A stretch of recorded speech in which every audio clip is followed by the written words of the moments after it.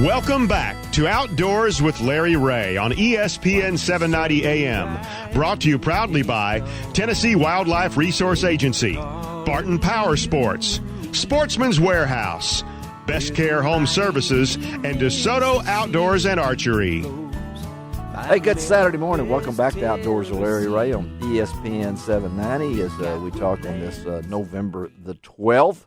Which is, I hope all of our veterans had a great day yesterday, and tribute to all you folks that have served our country, and including Mr. Ron Wong on the other end of the line with us. Larry. Thank you. Ron served in our country, and of course, it's also my son's birthday was yesterday.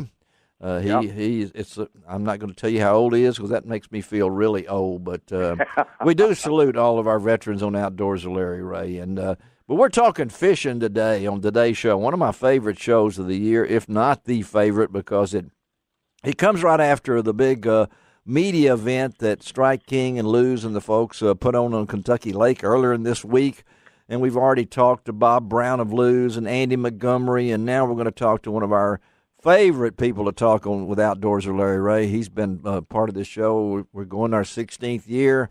I know that Mark Menendez has been on the show many, many times, and it's always good to talk to him because if anyone knows Strike King and the family atmosphere, I think it's Mark. Is that right, Mark? Absolutely, Larry. Thank you for having me this morning. And then, Ron, I know that you were up there at the Strike King event, and Mark was up there. And let's talk a little bit, Mark and Ron, also. Strike King doesn't just do this for the fun because they have a chance to really showcase some of their new products. And Mark, you guys get to see those things before those of us in the outdoor community do. So what's Strike King got going on right now, Mark? Well, we are just, Larry, my term at Strike King, we were basically a spinnerbait company when I got here. That's right. Now you've done it. You've aged. I mean, that's all we had. Yeah, we had the great spinnerbait. That's right. And then all of a sudden, our crankbait line has exploded. Now we've got the best soft plastics an angler could ever want, and we keep filling in little holes here and there with all categories. So we've got stuff in every realm, in new processes in molding for soft plastics. We've got this new bullworm that is just tearing them up on Kentucky Lake right now. It's just been fantastic, and to get that out in front of the rest of my competition, I feel like I've got an advantage that I couldn't get any other way. Well, Ron, he just mentioned the bullworm. Here I go. I'm asking again. What's the bullworm? That is one pretty good-sized worm that can be used in a myriad of ways. It can be put on a jig head, a swinging head, rig. There's a lot of ways to do it, and of course, Mark is a very versatile fisherman. A lot of people say, well, what's your favorite and what you use? But, having been in a boat with Mark and looking at his boat, you see almost every product that Strike King has, and they have a bunch laying down in his boat. But, Mark, you talk about that bullworm. What makes it so effective? Well, the bullworm, big bass are lazy like us, Larry. When you go to the buffet restaurant, where do you like to sit? Yeah, close to it. That buffet as I can. Yes. So it's not a lot of work. That's right. And the bullworm is a big worm. We have a 10-inch version and we have a new 8-inch version. Ooh, big. And they're as big around as your index finger in diameter. God. So it's a big meal. And I'm not catching any little ones with this bait. Like Ron said, it's very versatile. I've had a great success with it on a Texas rig, and I've even done better with a big stand-up head, making it like a big giant shaky head, and that's been the best way for me to catch them. The cool thing is it's an open pore technology such that we can manipulate the colors and get the greatest color combinations you have ever seen. We're up there with a lot of the Western hand pour worms. In color. So we've got every color for every situation an angler need, and you've got a bait that's targeting big ones. Wow. I know, of course, Ron just targets big ones. That's yeah, I wish. Yeah, that's. But Larry, not to interrupt, but this time of the year, fall time of the year, and we have a really late or a late fall. I mean, it's been so warm and everything. The water's just now cooling down. But Mark, I've noticed that over the last week here at Kentucky Lake, they're really eating that sexy dog topwater, aren't they? Oh, the sexy dog. I love that.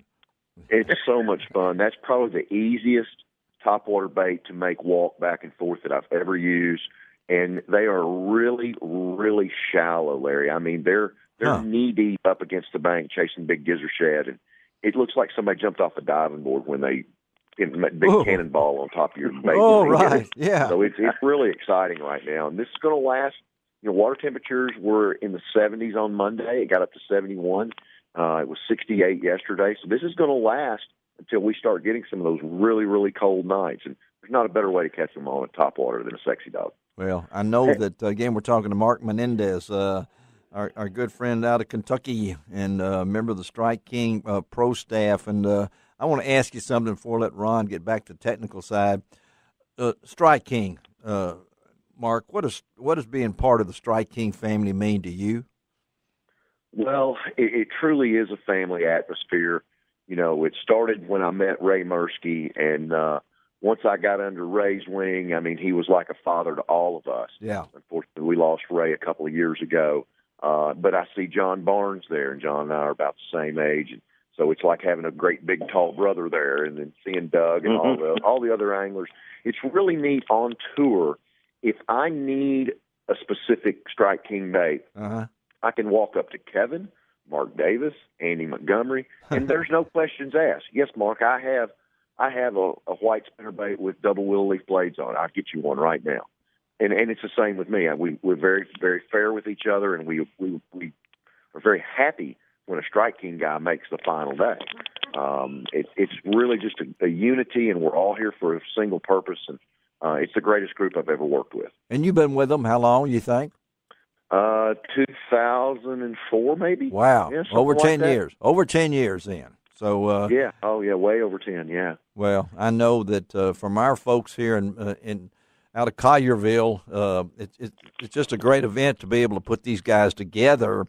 And, Ron, I know that you're like a kid in a candy shop when you get up there. I wished I had a hidden camera, candid camera on Ron Wong when he's at these events, because they say there's 4 or 5 of you up there, Ron. That's what I've heard. Well, I have to tell you what makes it so wonderful is the opportunity to be able to jump in the boat with a Mark, with a Keith Combs, with a Andy Montgomery, with a Kevin Van Dam. Yeah. And even just to look around to see how they do what they do that makes them so good and makes them such a great professional. And I have to tell you, there's nothing like that. And if you want to be successful fishing, you have to be open-minded and have to try to learn something every time that you go out every day.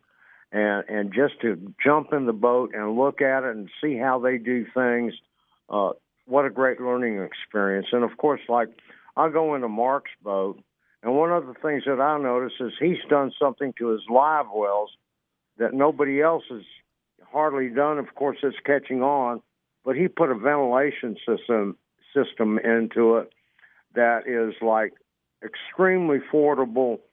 But, man, those fish, he puts them in there during the week here without turning on his live wells or recirculation or his Pro Air and all that. And they were alive. Mark, that VT2 live well ventilation system is pretty awesome. It really is. And, Larry, I've got a degree in fisheries biology from Murray State. And when I met Judy Tipton of New Pro Products, she really pushed this on me hard on a scientific way. And I asked her for a set, and I installed them in my boat for the year 2015 season.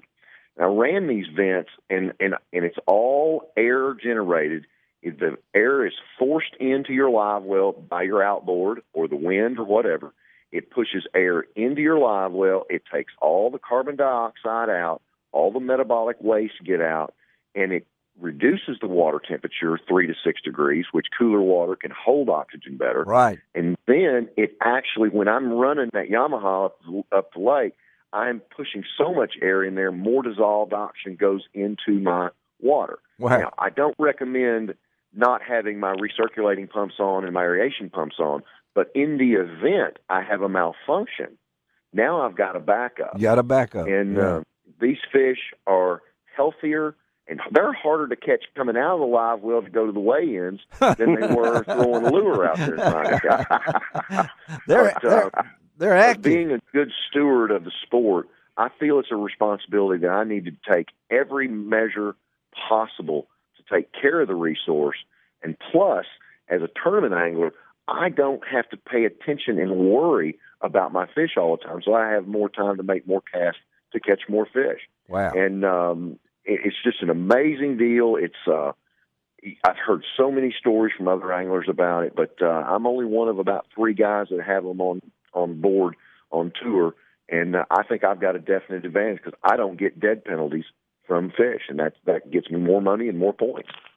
Well, that's exactly right. Again, talking to Mark Menendez, and we got to get out of here, Mark, and let you go and take time and everything. I appreciate you being with us on Outdoors with Larry Ray, particularly on this November the show that I always look forward to every year. And before we go, I got to ask you one thing, a tip for a young person that wants to get into this sport. I don't think there's anybody that can give more knowledge to the sport than you have over the years. Give a quick passing tip as we close out here. Well, the thing that I think is the most important for an angler to do is learn seasonal patterns. Yeah. I can take a seasonal pattern and go to New York, California, Texas, or Florida and find myself around the most catchable fish. So seasonal patterns, learn those seasonal patterns, study them. It's easy to find on the internet. Just Google seasonal bass patterns and you can find lots of information. Wow. But, Larry, I will promise you, with Ron running around there, there's not a single one of us at Strike King that are even nice to him. We stay on him like a little brother, keep a foot on him, and give him a hard time. But that's because we love him, Larry. All right, buddy. Okay. All right. Thank you, Mark. Hey, just one thing before we let Mark go. Yeah. Mark, if somebody wants to follow you and your career and everything that you do with your 2 wonderful kids, how do they do it? You're on Facebook, right? I'm on Facebook, and you can find me at Mark Menendez on Twitter.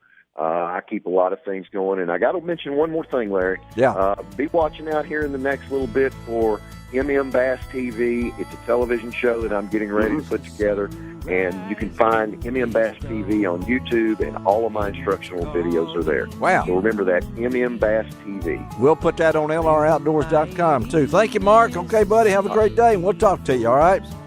Thank you so much. See you guys. All right, let's take a break on Outdoors with Larry Ray. Ron Wong is on the other end of the line. We're going to keep talking fishing. We're going to Keith Combs is next. That's right, going to Texas. We'll be right back. ESPN 790.